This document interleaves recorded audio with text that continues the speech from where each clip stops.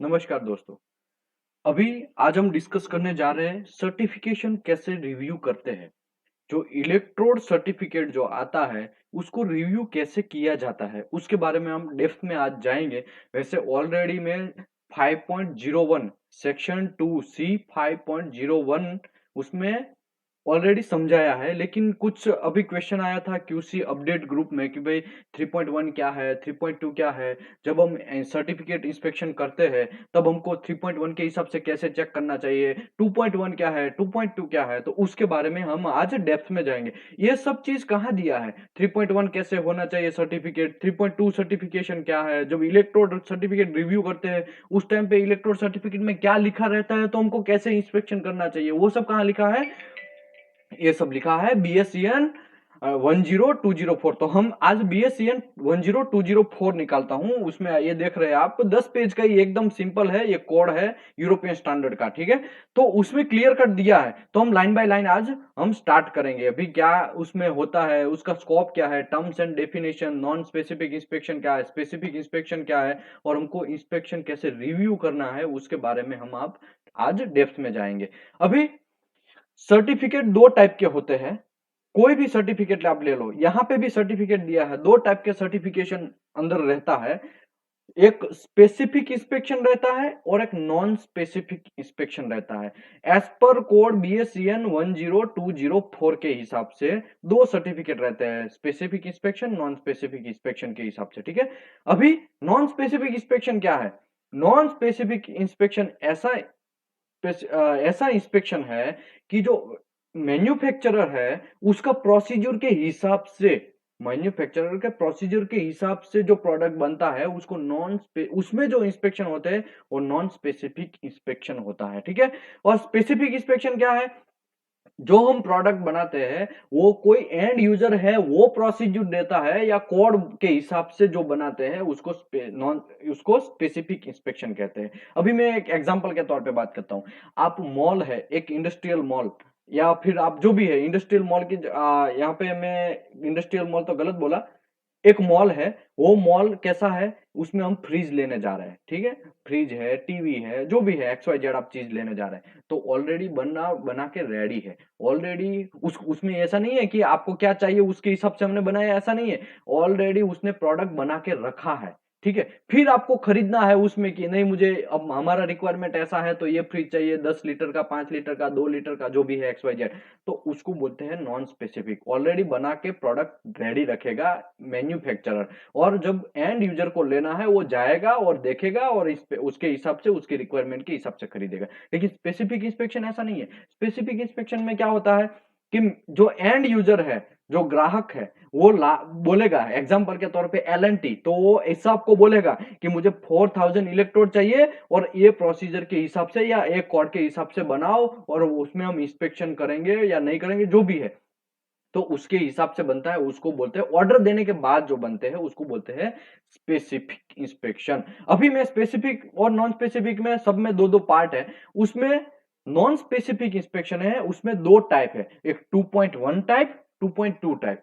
2.1 type का मतलब क्या हुआ, अभी यहां पे मैं बोल देता हूं, ये सर्टिफिकेट है वो 2.2 टाइप का है, ठीक है। आप देख रहे हैं टेस्ट सबसे ऊपर का लाइन है, inspection certificate 3.1 chemical analysis and test report 2.2 mechanical properties, ठीक है। इसमें इसका मतलब क्या हुआ, यहाँ पे नॉन स्पेसिफिक इंस्पेक्शन में 2.2 लिखा है और स्पेसिफिक इंस्पेक्शन में 3.1 लिखा है। नॉन स्पेसिफिक में दो टाइप है, 2.1 एंड 2.2, और स्पेसिफिक में 3.1, 3.2। अभी वो आगे आएगा, आपको पूरा आपको माइंड में सेट क्लियर हो जाएगा कि ये क्या है।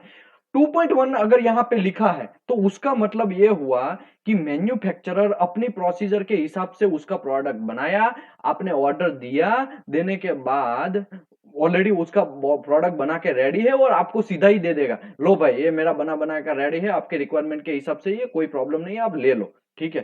तो उसमें वो जो सर्टिफिकेट देगा उसमें वो कोई भी टेस्टिंग डालेगा नहीं, वो खाली इतना ही लिखेगा फाउंड सेटिस्फैक्ट्री, फाउंड सेटिस्फैक्ट्री या एक्सेप्ट, जो भी है, ठीक है। एक्सेप्ट है, आपका रिक्वायरमेंट के हिसाब से आप ले लो और सर्टिफिकेट आपको दे देगा।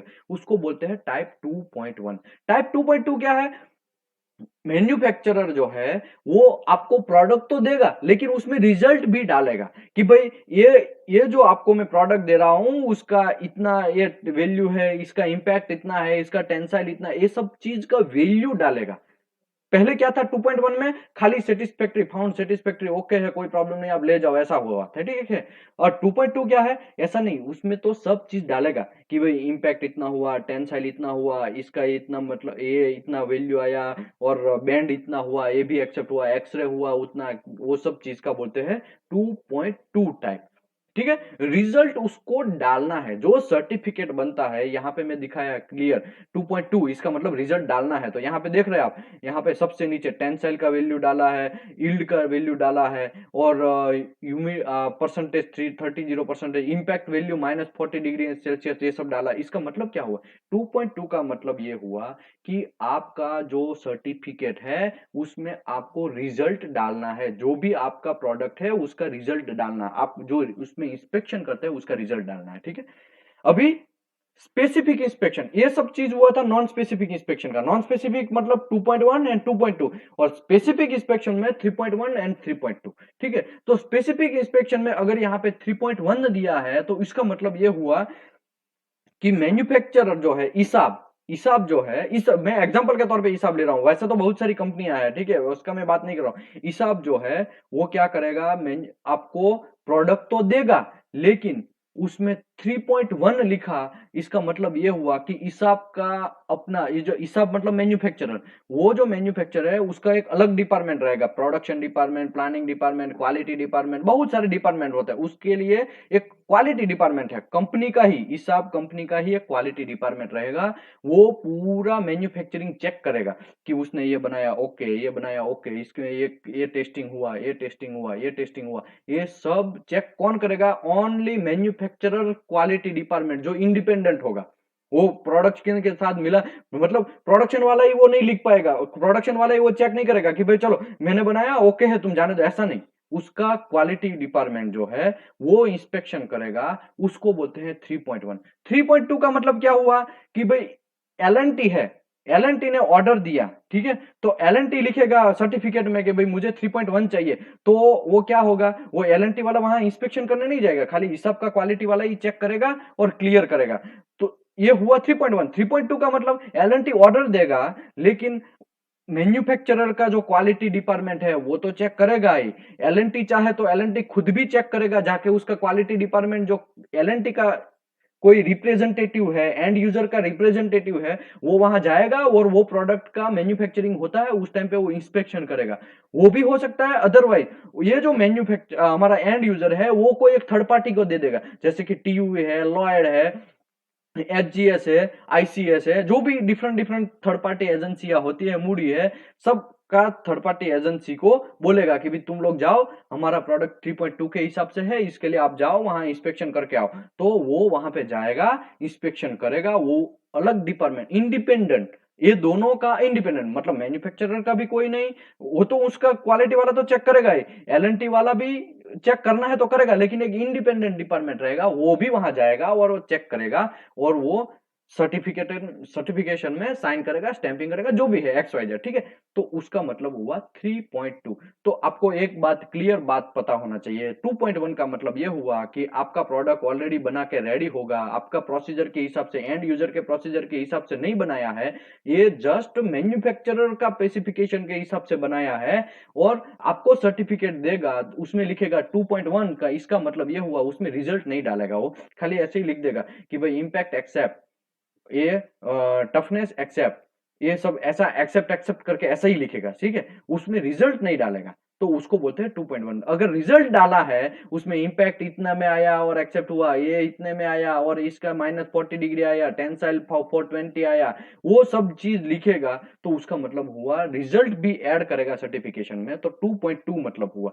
3.1 का मतलब यह हुआ कि आपका कोई इंजीनियर, एंड यूजर का इंजीनियर, क्वालिटी इंजीनियर या इंडिपेंडेंट कोई चेक करने नहीं गया है, मैन्युफैक्चरर का ही एक इंडिपेंडेंट क्वालिटी इंस्पेक्टर जो है वो चेक करेगा और वेरीफाई करेगा और सेटिस्फैक्ट्री करके आपको रिजल्ट देगा और वो सर्टिफिकेट भेजेगा, उसको बोलते हैं 3.1। 3.2 का मतलब क्या हुआ, आपका एंड यूजर है वो तो उसका क्वालिटी वाला भी वहां चेक करने जाएगा, उसके बाद कोई थर्ड पार्टी अगर हायर करना है तो वो भी चेक करने जाएगा, और जो मैन्युफैक्चरर जो खुद बनाता है उसका क्वालिटी डिपार्टमेंट भी चेक करेगा, तो उसको बोलते हैं 3.2। अभी मैं यहाँ पे बात करता हूँ, एक सर्टिफिकेट यहाँ पे एग्जाम्पल के तौर पे लिया है, इंस्पेक्शन सर्टिफिकेट 3.1 केमिकल एनालिसिस। इसका मतलब क्या हुआ, आपके हाथ में आपके हाथ में सर्टिफिकेट आया, ठीक है, ये सब हमने ऑलरेडी एक बार डिस्कशन कर लिया है, ठीक है। हाँ, ये टेबल भी यहाँ पे दिया है, तो वो भी आप देख के आप वेरीफाई कर, मैं जो बोला वही मोस्टली है, ठीक है। अभी यहाँ पे 3.1 लिखा, आपके हाथ में आपके इंस्पेक्टर, एग्जाम्पल के तौर पे ईसाब को आपने ऑर्डर दिया था, ईसाब ने इलेक्ट्रोड भेजा 3000 केजी में, आपके उसके साथ सर्टिफिकेट भी भेजा, तो वेल्डिंग इंस्पेक्टर को सबसे पहले सर्टिफिकेट हाथ में लेना, उसमें देखना है 3.1 है या 3.2 है, तो यहाँ पे लिखा है 3.1, ठीक है। तो इसका मतलब ये हुआ कि आपका कोई क्वालिटी वाला वहां चेक करने नहीं गया है, ईसाब का जो क्वालिटी वाला है उसी ने चेक किया है और उसी ने ये प्रेजेंट किया है, ठीक है। 3.1 का मतलब ये हुआ। अभी आपको क्या करना है, आप चाहे तो, ठीक है, आपको ईसाब के ऊपर भरोसा है तो कोई बात नहीं, वेल्डिंग स्टार्ट करो। अगर आपको ईसाब के ऊपर भरोसा नहीं है, तब आपको मैं आपको समझाया था ऑलरेडी, 5.01 में समझाया था क्या चीज करना है। 5.01 जो लोग पढ़ेंगे उसको पता है कि इंस्पेक्शन क्या क्या करना चाहिए आपको। ये जो सर्टिफिकेट 3.1 आया, तो इसका मतलब ये हुआ कि आपका क्वालिटी वाला कोई चेक करने नहीं गया है, मतलब आप लोगों ने, एंड यूजर ने कोई इंश्योरिटी नहीं लिया है, तो एंड यूजर चाहे तो एक प्लेट लेके उसके ऊपर layer by layer by layer by welding मार के केमिकल एनालिसिस वो चेक कर सकता है। तो जनरली गल्फ कंट्रीज में क्या होता है, 3.1 आया, जनरली गल्फ कंट्री में मोस्ट ऑफ लोग 3.1 के हिसाब से देते हैं, ठीक है। कोई लोग 3.2 के भी हिसाब से देते हैं। देखो यहाँ पे कॉस्ट का भी कंट्रोलिंग है, 3.1 में कम कॉस्ट लगता है, 3.2 में ज्यादा कॉस्ट लगता है, ठीक है। 3.1 आप बोलेंगे कि मुझे 3.2 के हिसाब से दो, तो जो मैन्युफैक्चरर है कुछ चार्जेस एक्स्ट्रा लेगा आपसे, आपको कॉस्ट थोड़ा ज्यादा लेगा, क्यों, क्योंकि उसका क्वालिटी वाले को तो उसको इंस्पेक्शन करवाना ही है, ऊपर से कॉल डालना है एंड यूजर को कि भाई हमारा इस दिन पे इंस्पेक्शन हो रहा है, आप आ जाओ। उसके बाद वो थर्ड पार्टी अगर उसने हायर किया तो उसको भी कॉल डालना है, और वो भी आएगा और चेक करेगा, तो सब में टाइम चिल्ला लेता है भाई। ये ऐसा नहीं है कि चलो प्रोडक्ट एक एक महीने में पूरा फिनिश हो गया और क्लियर हो गया, ऐसा नहीं है। वो इंस्पेक्शन जितना स्टेज बढ़ता है उसमें टाइम उतना ज्यादा जाता है, तो टाइम के हिसाब से जो एंड मैन्युफैक्चरर है वो पैसे कॉस्ट भी बढ़ा देता है। इसी की वजह से यहाँ पे जनरली लोग क्या करते हैं, 3.1 के हिसाब से बोल देते हैं, भाई तू 3.1 के हिसाब से बना दे, हमारी कंपनी में आएगा, फिर हम लोग चेक कर लेंगे, दूसरा हमको जो चेक करना है वो। तो ये सर्टिफिकेट आया 3.1, आपने देखा बिल्डिंग इंस्पेक्टर चेक किया कि 3.1 है, ओके चलो अभी हमको क्या करना पड़ेगा, हमारा कोई क्वालिटी वाला नहीं गया है, इसके लिए हम यहाँ पे केमिकल एनालिसिस चेक करेंगे कि उसने गलती से गलत तो नहीं डाल दिया है। यहाँ पे देखिए ये केमिकल एनालिसिस है, उसने गलत हाथ से ही लिख के कोड में देख के ही नहीं डाल दिया है। अगर कॉल में देख कर डाल दिया तो आपको कैसे पता चलेगा, वो तो ऐसे ही ब्लफ डाल देगा, तो हो सकता है ना ऐसा, मे भी पॉसिबल है। तो इसके लिए क्या करते हैं गल्फ कंट्री में, सब लोग 3.1 देखते ही सीधा उसका एक टेस्ट कूपन बनाते हैं, टेस्ट कूपन के ऊपर लॉट, हर लॉट का इलेक्ट्रोड लेना है, हर लॉट का अलग अलग टेस्ट कूपन बनाना है, और लॉट बाय लॉट उसको वेल्डिंग मारना है, उसमें पीएमआई चेक करना है, पीएमआई चेक करके उसमें केमिकल कंपोजिशन एज पर हमारा कोड के हिसाब से, सेक्शन 2 के हिसाब से है कि नहीं है, वो चेक करना है, ठीक है। तो वो आपको चेक करना, भाई वो कैसे करना है, मैं आपको यहाँ पे एक जस्ट एग्जांपल के तौर पे दिखाता हूँ। सेक्शन 2C है, ठीक है, यहाँ पे मैं सेक्शन 2C के हिसाब से, ये 5.1 है, ये कार्बन स्टील का, मैं ये जो इलेक्ट्रोड दिखा रहा हूँ 7018 है, तो उसी का 7018 का एसएफए नंबर है 5.1, ठीक है। तो 5.1 में केमिकल एनालिसिस यहाँ पे दिखाया है, तो वो केमिकल एनालिसिस के हिसाब से आपको कंपेयर करना है। मैं आपको एक केमिकल, देखो आरटी करना है तो उसके हिसाब, सॉरी आरटी नहीं, उसको केमिकल एनालिसिस कैसे करना है, वो रोड को लेयर बाय लेयर ऐसे वेल्डिंग मरवाना है, उसमें सब लिखा है, ये ऑलरेडी मैं समझाया है, आप आगे का वीडियो देख के आएंगे तो आपको ज्यादा समझ में आ जाएगा डेप्थ में, ठीक है। मैं जस्ट एक केमिकल एनालिसिस निकाल देता हूँ। देखो यहाँ पे मैं हाईलाइट करता हूँ 7018, ठीक है, ये सबसे नीचे वाला, ठीक है, ये 7018 जो है उसका केमिकल एनालिसिस ये है, ठीक है। इसमें कार्बन 0.15 होता है, मैंगनीज 1.6 होता है। इसके हिसाब से आपको ये सर्टिफिकेट जो है वो कंपेयर करना है। इस सर्टिफिकेट तो कंपेयर करना है, लेकिन 3.1 लिखा है तो आपको एक लेयर बाय लेयर वेल्डिंग मरवाना है, टेस्ट कूपन, वो टेस्ट कूपन में वेल्डिंग मरवा के आपको पीएमआई चेक करना है। पीएमआई में जो केमिकल कंपोजिशन आया वो सेक्शन 2C और 5.1 के हिसाब से आपको कंपेयर करना है कि वो मीट हो रहा है कि नहीं हो रहा है। यहाँ पे सिंगल वैल्यू है, वो मैक्सिमम वैल्यू है, ठीक है। तो ये मैक्सिमम वैल्यू है, अगर आपको कम आता है तो आपको एक्शन ले सकते हैं, और ज्यादा आता है जो भी है वो XYZ आपको एक्शन लेना है, वो आप मैन्युफैक्चरर के ऊपर एक्शन ले सकते हैं कि आपने गलत इलेक्ट्रोड में डाला है, यहाँ पे तो हमने चेक किया तो हमारा तो ऐसा आया, जो भी है, ठीक है। तो इसके हिसाब से आपको केमिकल एनालिसिस चेक करना है। वो 3.1 है तो, लेकिन जनरली इंडिया में क्या होता है, इंडिया में ऐसा कुछ नहीं होता है। इंडिया में बस 3.1 वो तो स्टैंडर्ड गिना जाता है, स्टैंडर्ड 3.1 नहीं है, स्टैंडर्ड 3.2 है। 3.2 का मतलब ये हुआ आपका भी इंजीनियर वहां गया होगा और पूरा विटनेस किया होगा, उसमें उसका भी ये सर्टिफिकेट है, उसमें उसका भी साइन रहा होगा, ठीक है। यहाँ पे देखिए, यहाँ पे बहुत production manager, quality ensure manager, Harry, जो भी है XYZ, यहाँ पे सबका साइन रहता है। उसमें आपका टीपीआई अगर 3.2 ये सर्टिफिकेट है तो आपका भी इंजीनियर का साइन होगा। थर्ड पार्टी आपने हायर किया है एंड यूजर ने तो उसका भी यहाँ साइन होगा। तो आपको ज्यादा इसमें टेंशन लेने की, लेकिन 3.1 है तो आपको टेंशन लेने की जरूरत है। आपको केमिकल एनालिसिस चेक करना पड़ेगा। आपको केमिकल एनालिसिस ही क्यों चेक करना पड़ेगा, बाकी क्या क्या चीज चेक करना पड़ेगा, तो सेक्शन SFA 5.1 जो है उसमें क्लियर कर दिया है कौन से इलेक्ट्रोड में कितना टेस्टिंग करना चाहिए। तो कार्बन स्टील का कवर्ड इलेक्ट्रोड मतलब 7018, तो इसमें इतने इतने टेस्ट करने चाहिए। अगर अलॉय स्टील के इलेक्ट्रोड है तो उसमें इतने इतने टेस्ट करने चाहिए। स्टेनलेस स्टील है तो उसमें इतने टेस्ट करने चाहिए, ठीक है। निकल अलॉय है तो यहाँ पे इतने टेस्ट करने चाहिए। सरफेसिंग के लिए, कास्ट आयरन के लिए यहाँ पे, ठीक है। यहाँ पे जनरली हम लोग यूज करते हैं कार्बन, अलॉय स्टील और स्टेनलेस स्टील, जनरली हमारा ये यूज है। इसके लिए इसी की मैं बात करता हूँ। 1 2 3 4 क्या है, कार्बन स्टील 7018 इलेक्ट्रोड आपके पास आया, तब आपको क्या क्या, 1 का मतलब हुआ केमिकल एनालिसिस, तो वो जो इलेक्ट्रोड बना है, मैन्युफैक्चरर बनाया है, उसमें केमिकल एनालिसिस करना उसको कंपलसरी है। उसमें 2 नंबर लिखा है, देखिए 1 2 3 4 5 तक लिखा है, ठीक है। तो यहाँ पे मैं ज्यादातर देख लेता हूँ, यहाँ पे मैं पहले हाईलाइट कर देता हूँ, बाद में सब चीज बात करता हूँ। केमिकल एनालिसिस आपको 7018 में कंपलसरी करना है, क्यों, क्योंकि यहाँ पे लिखा है सेक्शन 2C में टेंसाइल टेस्ट आपको कंपलसरी करना है, इंपैक्ट कंपलसरी करना है, साउंडनेस कंपलसरी करना है, और मॉइस्चर टेस्ट सब कंपलसरी करना है। ये चीज का एक एक चीज में हमने एक एक घंटा निकाला। केमिकल एनालिसिस कैसे करना है, क्या करना है, टेंसाइल कैसे करना है, क्या करना है, इंपैक्ट कैसे करना है, साउंडनेस, मॉइस्चर टेस्ट कैसे करना है, वो आप मेरा पुराना वीडियो देखेंगे तो उसमें आपको समझ में आ जाएगा। SFA 5.1 देखेंगे तो उसमें एकदम डेप्थ में हम एक एक घंटे के लिए लिया है सेशन, तो उसमें आपको ज्यादा इंफॉर्मेशन मिलेगा, ठीक है। तो इतना टेस्ट आपको मिनिमम कंपलसरी करना है। किसका, जिसका भी कितना टेस्ट करना है, कोई भी इलेक्ट्रोड आप रिसीव करते हैं तो कितना कितना इंस्पेक्शन करना चाहिए, वो यहाँ पे क्लियर कट दिया है। किसमें दिया, शेड्यूल 4I। अभी शेड्यूल 4I क्या है, ये हुआ, मैं यूरोपियन स्टैंडर्ड की बात किया, ठीक है। इसमें यूरोपियन स्टैंडर्ड में 2.1 आया, 2.2 आया, 3.1 आया, 3.2 आया, BSEN 10204 जो है वो यूरोपियन स्टैंडर्ड है। लेकिन हमारा हिसाब जो है वो जनरली यूरोपियन स्टैंडर्ड के हिसाब से तो देता है, लेकिन सेक्शन 2C के हिसाब से भी देता है। तब आपको ऑर्डर कैसे देना है, आप जब इंडस्ट्री में जाएंगे तो वो इंडस्ट्री में आप ऑर्डर कैसे देते हैं, तो उसके बारे में जस्ट मैं एक थोड़ा बात कर लेता हूँ। 5.01 में थोड़ा डिस्कस कर लेता हूँ, ठीक है। देखिए, मैं आपको सबसे पहले यहाँ पे एक फॉर्मेट दिखा देता हूँ। ये फॉर्मेट है, ठीक है। आपको कोई भी इलेक्ट्रोड का आपको ऑर्डर देना है तो आपको कैसे करना है, आप 5000 में इलेक्ट्रोड चाहिए, वर्बली ऐसा बोल देता है, ऐसा ईसा वाले को बोल दिया कि चलो मुझे 5000 इलेक्ट्रोड दे दो, तो ऐसे दे देगा, ऐसा नहीं है।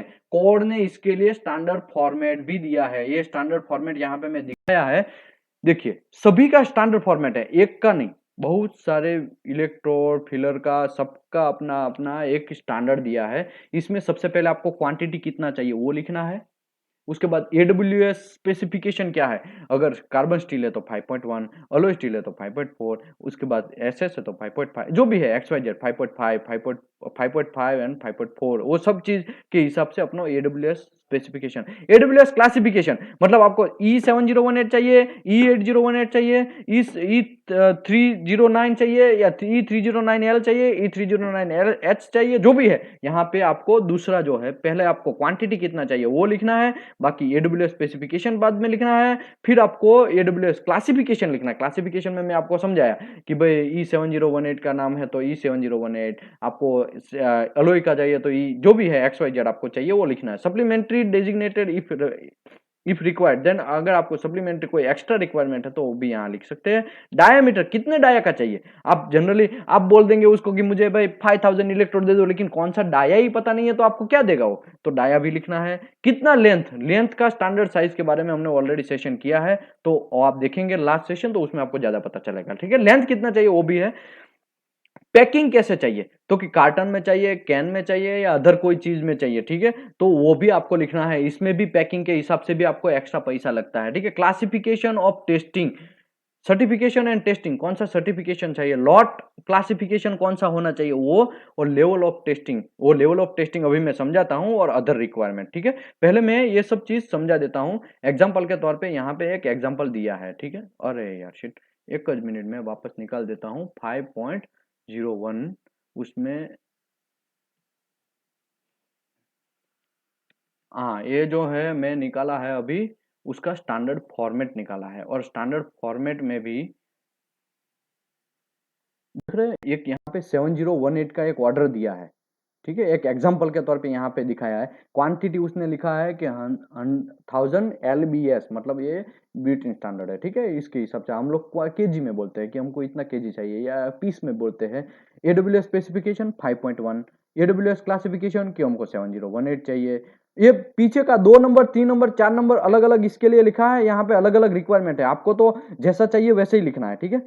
और सप्लीमेंट्री डेजिग्नेशन, किसी का 7018-1 चाहिए, कभी कोई बोलता है कि मुझे हाइड्रोजन परसेंटेज कम चाहिए, मुझे मुझे 100 ml में 4 हाइड्रोजन चाहिए, या 100 ml में हमको ह्यूमिडिटी, रिलेटिव ह्यूमिडिटी वो और हमारा उसमें परसेंटेज जो रहता है वो कम चाहिए, तो उसके हिसाब से एक्स्ट्रा जो भी सप्लीमेंट्री आप देख सकते हैं। डायमीटर का स्टैंडर्ड साइज कौन सा चाहिए वो, लेंथ आपको कितना चाहिए, 14 इंच वाला चाहिए या उससे भी ज्यादा इंच वाला, कार्टन बॉक्स में चाहिए तो कार्टन बॉक्स में लिखना है, कैन में लिखना है तो कैन में, ये सब चीज यहाँ पे लिखा है। Lot C1 C1 C1 C2 C3 C4 ऐसा करके आगे है 5.01 में, ऑलरेडी मैं समझाया है उसके हिसाब से। Level of testing, level of testing के बारे में मैं थोड़ा समझा देता हूं बाद में, फिर खाली इतना आप समझ लीजिए, यहाँ पे एक एग्जांपल के तौर पे दिया है, ठीक है। सभी का एग्जांपल दिया है, ऐसा नहीं है, SMAW का भी दिया है, एल्यूमिनियम का भी दिया है, सबका। अभी मैं लेवल ऑफ टेस्टिंग की बात करता हूँ। ये हमारा 3.1 3.2 ये तो यूरोपियन स्टैंडर्ड के हिसाब से था, तो सेक्शन 2 के हिसाब से लेवल ऑफ टेस्टिंग क्या है। आप जब लिखेंगे, आपका जब परचेज करते हैं, प्रोक्यूरमेंट करते हैं, तब आप एफ लिखेंगे, तो एफ का मतलब हुआ मैन्युफैक्चरर स्टैंडर्ड के हिसाब से वो मैन्युफैक्चरिंग करेगा इलेक्ट्रोड का, ठीक है। जी लिखेंगे तो जी का मतलब ये हुआ कि जो मैन्युफैक्चरर है विथ इन 12 मंथ के अंदर, 12 मंथ के अंदर परचेज ऑर्डर को आप प्रोसीड करेंगे तो तब तक आपको वो दे देगा। एग्जांपल के तौर पे L&T बोलेगा मुझे 1000 इलेक्ट्रोड चाहिए एज पर शेड्यूल जी। शेड्यूल जी का मतलब क्या हुआ, आपको टारगेट फिक्स हो गया कि 12 मंथ के अंदर आपको वो प्रोडक्ट देना है, तो हिसाब क्या करेगा, फटाक से बना के वो 12 मंथ के अंदर वो प्रोडक्ट को फिल करेगा, उसको बोलते हैं शेड्यूल जी। शेड्यूल एच का मतलब आपको कोई एक्स्ट्रा केमिकल एनालिसिस चाहिए कि भाई कभी कभी 7018 है, उसमें वो मुझे लो टेम्परेचर में काम करना है, तो मुझे निकल 1% ज्यादा बढ़ा दो और ऐसा इलेक्ट्रोड दे दो। 7018 का ही केमिकल कंपोजिट, लेकिन खाली उसमें निकल थोड़ा ज्यादा बढ़ा दो, ऐसा कोई अलग से केमिकल रिक्वायरमेंट है तो वो भी केमिकल एनालिसिस के हिसाब से चाहिए, तो वो है। आई का मतलब क्या हुआ, आई का मैंने अभी आपको समझाया, नीचे का सबका 5.01 जो है, एक मिनट, ये जो है टेबल नंबर आई, ठीक है, उसमें कौन सा इलेक्ट्रोड में कौन कौन सा टेस्टिंग आएगा उसके बारे में एकदम डेप्थ में दिया है। कार्बन स्टील का 5.1 है तो उसमें 1 2 3 4 5, 1 मतलब केमिकल एनालिसिस, 2 टेंसाइल, 3 इम्पैक्ट, 4 यहाँ पे नीचे दिखाया ही है, 4 जो है वो साउंडनेस, एक्सरे और मॉइस्चर टेस्ट, वो कैसे करना है वो आपको ऑलरेडी मैं 5.01 में समझाया, आप और 5.1 में समझाया, आप करेंगे तो समझ में आ जाएगा।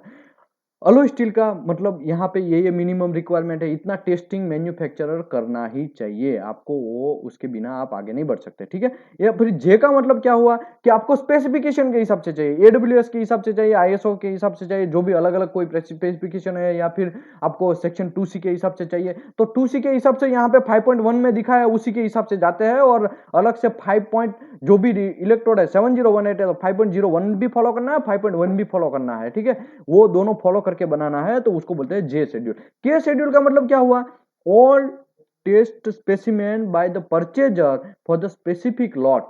कोई परचेजर का कोई स्पेसिफिक लॉट के हिसाब से सबका टेस्टिंग चाहिए, तो उसकी हिसाब, कभी कभी क्या होता है 10-15 लॉट होता है, उसमें बोलता है कि हर लॉट में मुझे 100% विटनेस चाहिए, ऐसा भी लॉट होता है, हर लॉट में मुझे 10% विटनेस चाहिए, तो ऐसा होता है, तो उसके हिसाब से भी आप दे सकते हैं। तो यहाँ पे देखो, यहाँ पे शेड्यूल के हिसाब से है, लेकिन यूरोपियन स्टैंडर्ड में 3.1, 3.2, 2.1, 2.2 के हिसाब से है, लेकिन यहाँ पे क्या है, एफ जी एच आई जे के सेक्शन 2C के हिसाब से यहाँ पे इसके हिसाब से दिया है, ठीक है। तो ये मैं इसके लिए डिस्कस किया, अभी ऑलरेडी में हम डिस्कस कर चुके हैं, लेकिन एक व्हाट्सएप ग्रुप में एक क्वेश्चन आया था कि भाई 3.1 क्या है, 3.2 क्या है, तो मेरा फंडा एक ही क्लियर है, मैंने सीधा सर्टिफिकेट निकाला, उसमें देखा 3.1, तो मुझे कुछ नहीं करना है, मुझे एक पीस बनाना है, उसमें केमिकल एनालिसिस भी करना है, इम्पैक्ट भी करना है, जो भी है XYZ। कोई बोलता, कभी कभी क्या होता है गल्फ कंट्री में मैं किया है कि भाई मेरे पास इलेक्ट्रोड 3.1 का ऐसे ही आया था,